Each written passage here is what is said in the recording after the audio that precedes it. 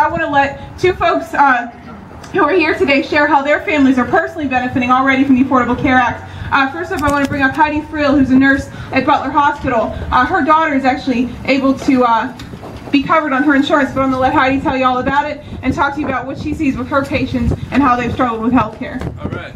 Heidi. My stepdaughter Brittany is 23 years old, and she was born with a learning disability. She was able to complete high school and she was able to go to a vocational school out in Johnstown where she was trained on learning the retail business. Unfortunately, her mentality will keep her from getting too high in the job market as far as securing any kind of management position. And she's well aware that she will probably always have a lower paying job.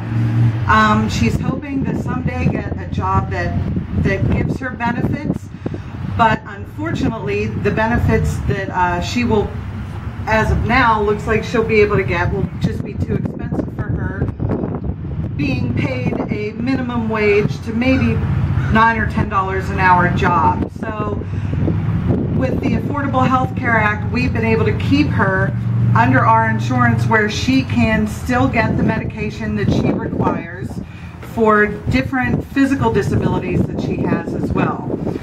Also in my job, I see, hey Mars. How's it going? Also in my job, I see many people who come into the hospital who, oh great. I see many people who come into the hospital, into the emergency room where I work from time to time, with a toothache because they can't afford, they don't have coverage to go to the dentist.